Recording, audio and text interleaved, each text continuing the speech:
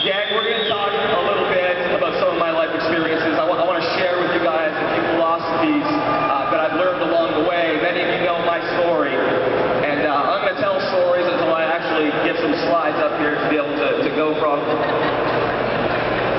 My story, many of you guys know, we come from, my wife and I, Jennifer, we come from a position where, you know, we had to adapt and we had to shift and we had to change the way that we thought about a lot of different things. How many of you guys realize that when you change your belief system, when you change what you think about something, it ultimately changes the actions that you take towards that. It ultimately dictates the response and the results that you'll ultimately get. Would you guys agree with me on that?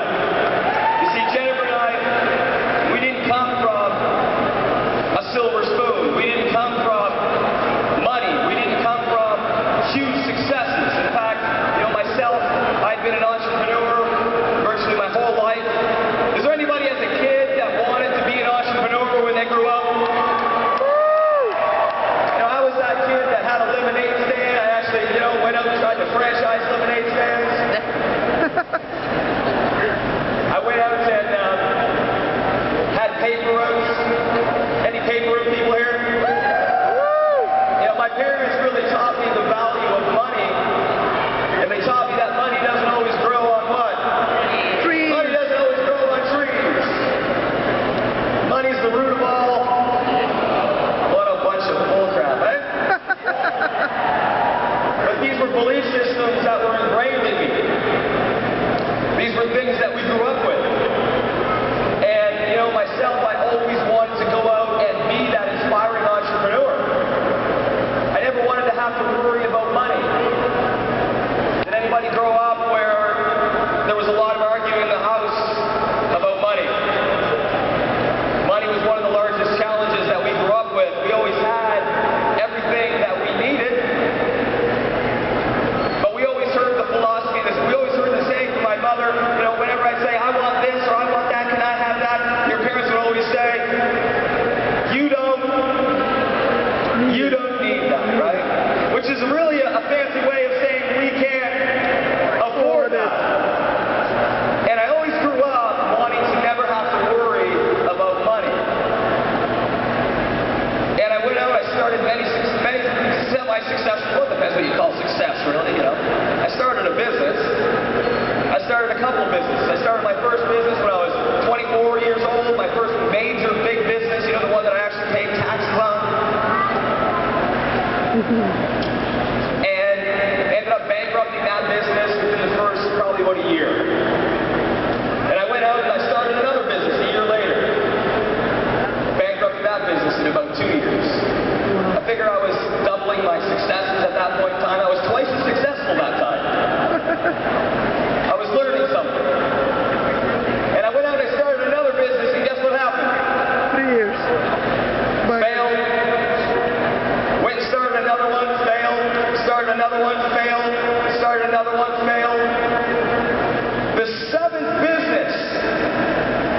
sixth business.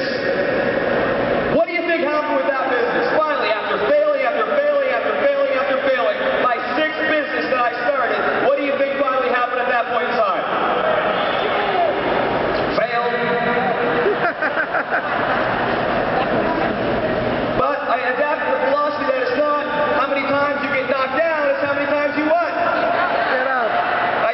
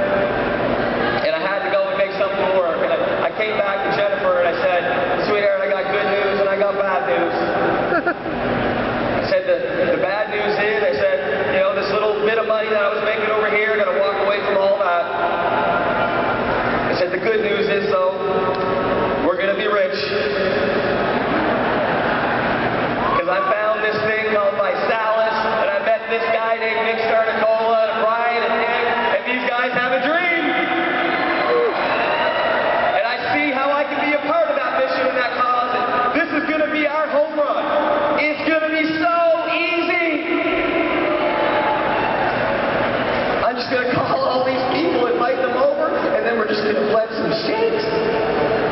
We're gonna press play on a DVD and sign everybody up.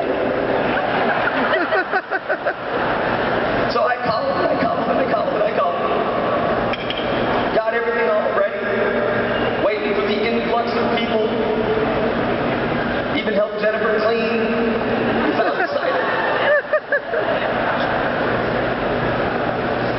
About 7:38. Nobody's there.